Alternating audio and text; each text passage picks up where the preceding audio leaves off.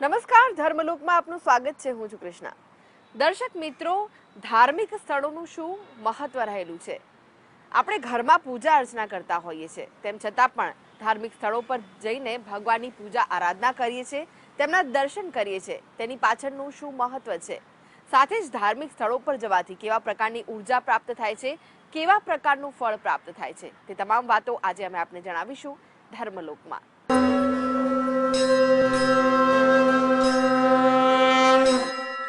તો આ વિશે વધુ માહિતી માટે આપણી સાથે જોડાયેલા છે જાણીતા જ્યોતિષાચાર્ય ડોક્ટર હેમિલભાઈ લાઠિયા.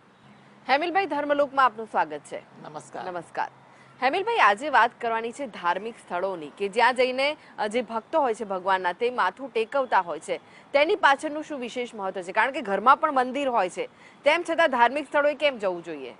જી, જો ધાર્મિક સ્થળે જવું એ તો સૌ પ્રથમ જેને કહે ને આત્મામાં શ્રદ્ધા હોય એના માટેની આ વસ્તુ છે. તમે કોઈ પણ ધર્મને માનતા હો, કોઈ પણ સંપ્રદાયને અનુસરતા હો, પરંતુ જે જીવ છે એના હૃદયમાં શ્રદ્ધા હોય ને ઈશ્વર પ્રત્યે, તો એ ઈશ્વરના નિવાસ સ્થાન, જેને આપણે કહીએ ને કે મંદિર છે, દેરાસર છે, ચર્ચ છે, જે પણ અગિયારી છે વગેરે જેવા જગ્યાએ જતા હોય છે. સંપ્રદાયમાં જોઈએ તો વૈષ્ણવ પણ પોતાના હવેલી હોય કે ત્યાં પોતાના ઠાકોરજીને મળવા દર્શન કરવા જાય છે. એક શ્રદ્ધાનો વિષય છે. હવે મંદિરે જવા પાછળ તો સૌપ્રથમ આપણે નક્કી કરીએ કે હૃદયમાં ભગવાન પ્રત્યેની શ્રદ્ધા, અને એ જ શ્રદ્ધા આપણને ત્યાં ખેંચી જતી હોય છે. કોઈક મંદિર એવું હોય કે ઘરની પાસે હોય એટલે જતા હોય, અથવા કોઈ ખાસ આપણે શ્રદ્ધા ધરાવતા હોય, કોઈ મહિમા હોય વગેરે જેવી બાબતોને અનુલક્ષીને આપણે ત્યાં જતા હોય છે. સૌ પ્રથમ આપણે મંદિરમાં જવા માટે આપણને શ્રદ્ધા વધુ જાગે છે. આપણે એમ કહેવાય કે મંદિરે જઈએ કે ભગવાનની દ્રષ્ટિ આપણા પર પડે એ વિશેષ આગ્રહ રહેતો હોય છે. સૌ પ્રથમ આપણે એમ કહીએ કે જ્યારે પણ મંદિરની આપણે સ્થાપના થતી હોય ને, ત્યારે સ્થાપનાની શરૂઆત જ એમ કહીએ ને યોગ્ય મુહૂર્ત, જ્યોતિષશાસ્ત્ર બાંધકામમાં મુહૂર્ત વાસ્તુશાસ્ત્રમાં ખૂબ જ અગત્યનું છે. એટલે મંદિરના પાયા ખોદતી વખતથી શરૂ કરીએ બાંધકામ, પછી મંદિરનું જેને કહીએ ને મૂર્તિની પ્રતિષ્ઠા, મહોત્સવ વગેરે જેવી તમામ બાબતોમાં યોગ્ય મુહૂર્તનું આપણે ધ્યાન રાખીએ છીએ, જેથી કરીને દરેકે દરેક બાબતોની વસ્તુ ઉર્જા એ મંદિરમાં સમાયેલી હોય. મંદિરમાં આપણે ભગવાનની પ્રતિષ્ઠા કરતા હોઈએ છીએ. એ પ્રાણ પ્રતિષ્ઠા હોય તો એ યોગ્ય મંત્રોચ્ચાર દ્વારા વિદ્વાનો કરતા હોય છે, જેને કારણે એ ઉર્જા ઉત્પન્ન થાય છે, અને એ જેને મૂર્તિમાં એક પ્રકારની શક્તિ ઊભી થાય છે. એ સૌથી મોટો આપણે જોવા જઈએ ને કે આપણા ધર્મનો વિશ્વાસનો ગુણ છે. એટલે શ્રદ્ધાળુ સીધી રીતે મંદિરમાં દર્શન કરવા જવાનો આગ્રહ રાખે છે, અને એના મનમાં એક જ એવી ઈચ્છા હોય કે મંદિરમાં જવું, ભગવાન સામે બે હાથ જોડું, એટલે ભગવાન મારા મનની વાત સાંભળે અને મારા મનના પ્રશ્નોનું સમાધાન કરે. આ એક સૌથી પ્રાથમિક અને અગત્યની વાત રહેલી છે. એટલે કે મંદિર જવા માટેનું આ વિશેષ અગત્યની વાત એ કે ત્યાં એ પ્રકારની ઉર્જા ત્યાં રહેલી છે. એ ઉર્જા જોવા જઈએ ને તો ઘણા પ્રકારની સકારાત્મક ઉર્જા હોય છે, અને એના પ્રભાવને કારણે કોઈ જીવ મંદિરે દર્શન કરવા ગયો હોય ને તો ત્યાં નકારાત્મક ઉર્જા આના આભામાં રહેલી હોય ને એ દૂર થતી હોય તેવું પણ એને અનુભૂતિ થાય છે.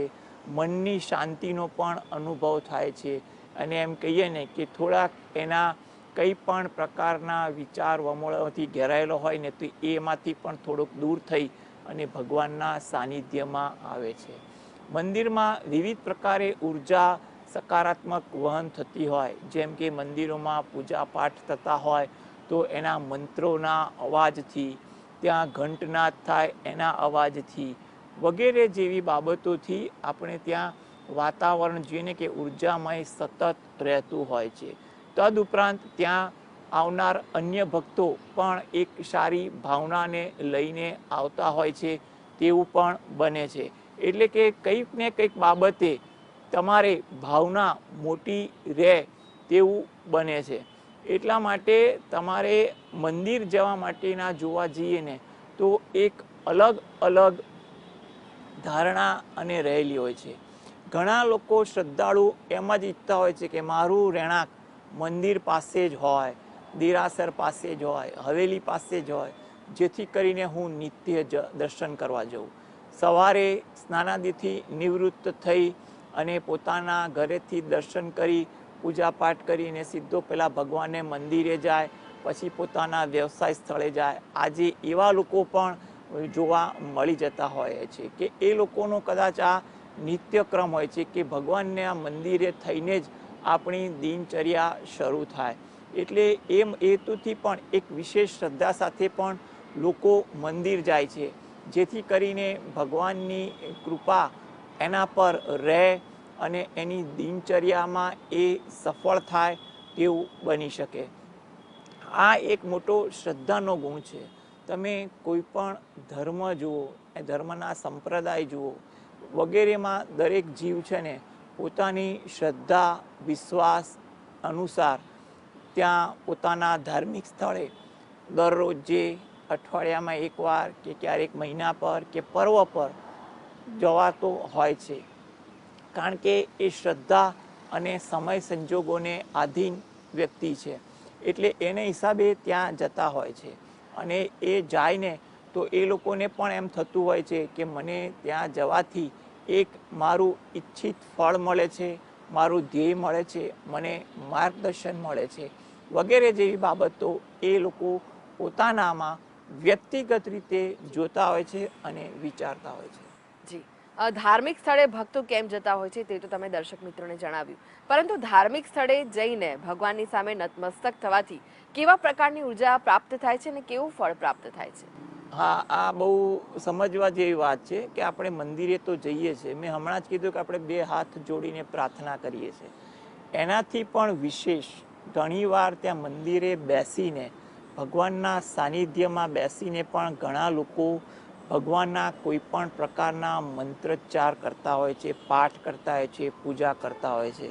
જેમ કે આપણે શંકર ભગવાનના મંદિરે જઈએ તો શંકર ભગવાનને ત્યાં જાઓ એટલે આપણે શ્રદ્ધા અનુસાર જળ અભિષેક કરીએ છીએ, દૂધનો અભિષેક કરીએ, ક્યારેક પંચામૃતનો અભિષેક કરીએ, બીલીપત્ર ચડાવીએ, વગેરે સાથે કોઈ જગ્યાએ મંત્ર પાઠ વગેરે કરતા હોઈએ છીએ. આપણે ત્યાં માર્ગદર્શન મુજબ આપણને જાણવા મળતું હોય છે, શાસ્ત્રમાંથી એ જાણવા મળતું હોય છે કે શંકર ભગવાનને જળ અભિષેક કરવાથી શું ફાયદો છે, દૂધ અભિષેક કરવાથી શું ફાયદો છે, પંચામૃતનો અભિષેક કરવાથી શું ફાયદો છે, બીલીપત્ર ચડાવવાથી શું ફાયદો છે, વગેરે જેવી આપણને વિસ્તૃત માહિતી આપણને મળતી હોય છે. એ જે આપણી શ્રદ્ધા અને પ્રાર્થનામાં શક્તિ આપતો હોય છે. એટલે ભક્ત એ બાને પણ જતા હોય છે. એવી રીતે જોવા જઈએ ને તો અન્ય મંદિરોમાં પણ દર્શન કરવા જવાનો મહિમા વધુ હોય છે. વૈષ્ણવ ધર્મમાં પણ જોઈએ ને કે મંગળાના દર્શન કરીને દિનચર્યા, એનો પણ એક અલગ મહિમા હોય છે કે શૃંગારના દર્શન, રાજભોગના દર્શન. તેવી જ રીતે આપણે અન્ય સંપ્રદાયમાં પણ જોવા મળે, સ્વામિનારાયણ સંપ્રદાય કે પછી કોઈ જૈન સંપ્રદાયમાં પણ પોતાના માર્ગદર્શન હેઠળ ત્યાં જઈને પણ ભગવાનને પોતાના માર્ગદર્શન મુજબ પૂજા કરતા હોય છે. એની પાછળ પણ એમના જે ગુરુ હોય એમનું માર્ગદર્શન અથવા કંઈ પણ પ્રકારની એમના સંસ્કારની ભાવના જોવા મળતી હોય છે.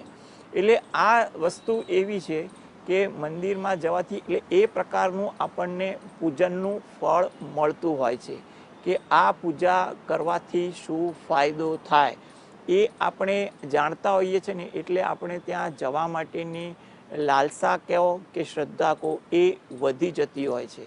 અને આપણામાં પ્રાર્થના પણ જોઈને ફળીભૂત થતી હોય. ઘણીવાર કોઈ મંદિરના પણ વિશેષ પર્વ વ્યક્તિગત રીતે પણ હોય અથવા ભગવાનના પણ કોઈ પર્વ હોય, એ રીતે પણ આપણે જતા હોઈએ છીએ. ત્યાં મંદિરમાં એ પર્વ અથવા વિશેષ દિનનું આપણે વિશેષ રીતે પૂજન કરતા હોઈએ છીએ. એટલે જેને કારણે જે મંદિરમાં ઉર્જા હોય ને એ ઉર્જા આંદોલન વધી જાય. મંદિરનું જે વાતાવરણ છે ને એકદમ પ્રફુલ્લિત ખુશનુમા થઈ જાય. એટલે ત્યાં જનાર વ્યક્તિ પણ પોતે એક ખુશનુમા વાતાવરણ અનુભવે, એનું સાનિધ્ય અનુભવે, એની સારી અસર એના વિચાર પર પણ પડતી હોય છે. કારણ કે છે ને એવું પણ આપણે વિદ્વાનો પાસેથી જાણવા મળે છે કે ધર્મ જે છે ને એ આપણા કર્મની ઘણીવાર ગતિ પણ સરખી કરતા હોય છે. એટલે આપણને ક્યારેક ખોટું કરતા અટકાવે છે, સારા કર્મ કરતા પ્રેરે છે, વગેરે જેવી બાબતો એ આપણને ઘણીવાર ધર્મમાંથી, ધાર્મિક જ્ઞાન આપનારા વિદ્વાન પાસેથી પણ આપણને જાણવા મળતી હોય છે. એટલા માટે આપણે મંદિર જઈએ છીએ. કારણ કે મંદિરમાં હોય કે ત્યાં આગળ કોઈ પણ વિદ્વાન હોય તો એની પાસેથી કંઈ વિશેષ માર્ગદર્શન જોઈતું હોય, અથવા કોઈ મંદિરમાં સતત પૂઠા પાઠ કે પછી કથાનું શ્રવણ થતું હોય તો ત્યાં કથા સાંભળવાથી પણ, જેને કહીએ ને કે આપણે જે નવધા ભક્તિમાં પણ એવું કહેવાય છે કે શ્રવણ એક ભક્તિ એટલે સાંભળવાની પણ એક ભક્તિનો પ્રકાર છે. તો એ પ્રકારની ભક્તિ પણ ત્યાં થઈ જતી હોય, તેના કારણે પણ ઘણા લોકો ત્યાં ભગવાનના મંદિરે જાય છે. ભગવાનને કહે ને કે કોઈ કથા થતું હોય તો ત્યાં ધ્યાનથી સાંભળે, એટલે એ પણ પ્રકારના ભક્તિનો એમને લાભ મળતો હોય છે. એટલે મંદિરે જવાના એક જોતા ઘણા બધા કાર્યો હોય છે, ઘણી રીતે આપણને ફળ મળતા હોય છે. આપણા હિન્દુ ધર્મમાં એકંદરે જોવા જાઓ ને તો દર મહિનામાં ક્યારેક કોઈ મોટા તહેવારો આવતા જ હોય છે. એટલે એ તહેવારના આપણે જઈને કે સાનિધ્યના અને સારી ઉર્જા અને સારી ફળશ્રુતિ હેતુ પણ આપણે મંદિરે જતા હોઈએ છીએ. તદ ઉપરાંત આપણને જ્યોતિષશાસ્ત્રમાં પણ માર્ગદર્શન મળતું હોય છે કે કોઈ ગ્રહની દશા, પ્રત્યંતર દશા કે કોઈ ગ્રહના નકારાત્મક અસર વગેરે જેવી બાબતોની પીડામાંથી મુક્તિ માટે પણ આપણે મંદિરમાં જઈને પ્રાર્થના કરવામાં આવતી હોય છે. કે પછી ત્યાં કોઈ વૃક્ષ હોય, જેમ કે પીપળાના વૃક્ષને જળ વડે સિંચન કરી પ્રદક્ષિણા ફરવામાં આવતા હોય છે. આપણા જીવનની જે શક્તિનું સંચાર થાય તો એના હેતુથી પણ આપણે માતાજીના મંદિરે પણ આપણે જતા હોઈએ છીએ. કારણ કે આપણે દેવના મંદિરે જઈએ, દેવીના મંદિરે જઈએ કે કોઈ પણ ઈષ્ટના મંદિરે જઈએ તો ત્યાં એ આપણી શ્રદ્ધા અને આપણો વિશ્વાસ અગત્યનો છે. અને આપણને એવી મનમાં ખાતરી પણ હોય છે કે આ મંદિરમાં જવાથી મારા કંઈ પણ પ્રકારના નકારાત્મક વિચારો, નકારાત્મક ઉર્જાઓ ધીરે ધીરે દૂર થશે. એટલે એ બાબતે પણ ભક્ત જાય છે અને આ નકારાત્મક ઉર્જા દૂર થતી હોય છે. કારણ કે ત્યાંનું જે વાતાવરણ હોય છે ને એ વાતાવરણ સતત રીતે ઉર્જામય હોય છે, જેની અસર ભક્તો પર પણ પડતી હોય છે તેવું આપણે કહી શકાય. ઘણી પૂજા ભક્તિ એવી હોય છે કે આપણે ઘરે કરવી આપણા માટે થોડીક અઘરી પડતી હોય, અથવા કોઈના માર્ગદર્શનનો અભાવ ચાલતો હોય, મનમાં તમન્ના બહુ હોય તો શું કરવું? તો મંદિરે જઈ ત્યાં માર્ગદર્શન મળી જાય, કોઈ વિદ્વાન મળી જાય તો ત્યાં પણ આપણે વિશિષ્ટ પૂજા કરતા હોઈએ છીએ. એટલે એ પ્રકારનો ફાયદો પણ ત્યાં આપણે જોવા મળતો હોય છે. અને એમાં પણ ખાસ કરીને કોઈ વ્રત છે, પર્વ છે વગેરે જેવી બાબતોમાં આપણને વિશિષ્ટ માર્ગદર્શન ને કારણે આપણી ભક્તિનું, જેને કહીએ ને, ભાવ વધી જતો જોવા મળતો હોય છે. માટે આપણે મંદિરમાં જવાનો આગ્રહ હોય છે. કારણ કે એવું કહેવાય કે મંદિરનો ઘંટાકર્ણ જે છે ને એનો અવાજ, એ અવાજ પણ છે ને આપણી નકારાત્મક ઉર્જાને દૂર કરવા માટે પણ ખૂબ જ ઉપયોગી બને છે. માટે આપણે મંદિરના મંત્રજૂન સાંભળતા પણ ઘણીવાર આપણે રોમાંચક થઈ જઈએ છીએ. જી હેમિલભાઈ, તમે ધર્મલોકમાં ઉપસ્થિત રહ્યા દર્શક મિત્રોને જે વિશેષ માહિતી અને માર્ગદર્શન આપ્યું તે માટે આપનો આભાર. નમસ્કાર. નમસ્કાર. તો દર્શક મિત્રો, જો તમે તમારા જીવનમાં સુખ, સમૃદ્ધિ અને શાંતિ મેળવવા માંગતા હોય, પોઝિટિવ એનર્જી મેળવવા માંગતા હોય તો દેવ દર્શને ધાર્મિક સ્થળો પર ચોક્કસથી જવું જોઈએ. આ સાથે જ આગળ જોઈશું અમારી વિશેષ રજૂઆત સુખની શોધમાં. તે પહેલા હાલ સમય છે એક નાનકડા વિરામનો. લઈએ